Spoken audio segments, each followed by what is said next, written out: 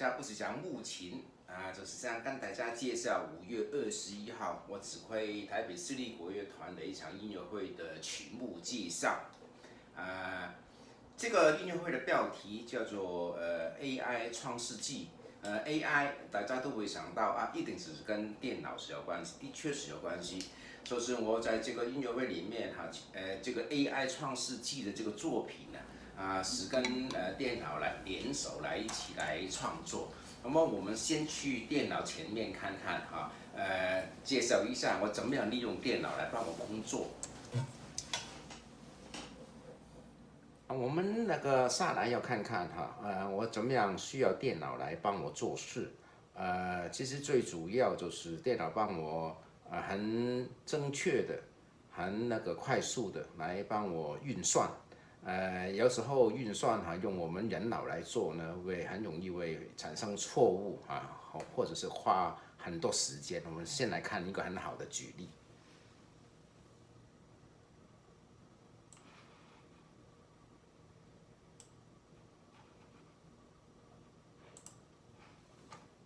比如说我们这边就是有一个小小的城市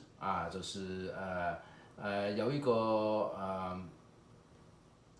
从低音 G 到那个高音的 G， 在这个范围里面做一条旋律线这个旋律线还有个形状的，比如说就是有这个有锯齿状的，然后受到那个三角形的曲线来那个调制，变成为是这样子的一种形状。那么在这种情况底下我们先来看看它这个音乐是怎么样。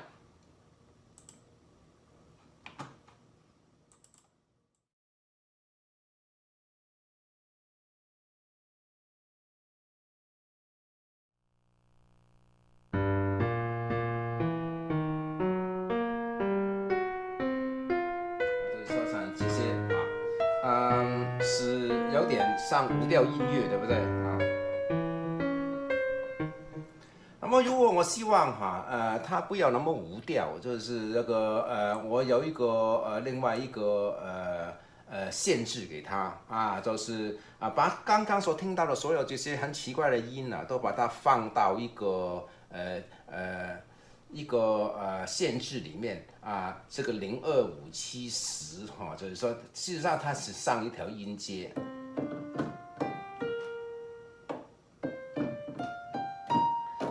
那这样把这些所有的音都放在这个局限里面，那么再来听听看这个整个旋律是怎么样。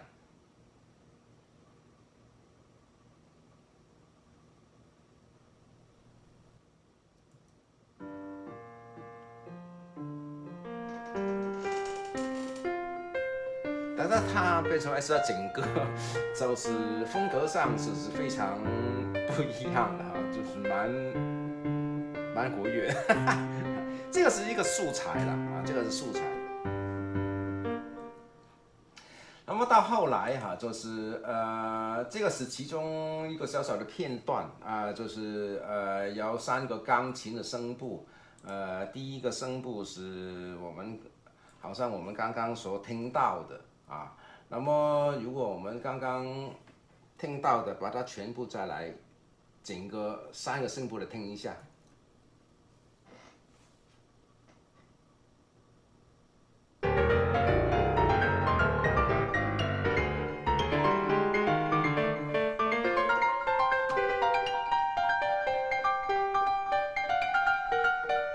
就是说一个声部是蛮5声音阶，另外一个声部是蛮无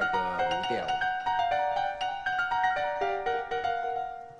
就是说小小的一个这样子这个示范呢，就是这些东西就是先自己有一个程式，自己有一种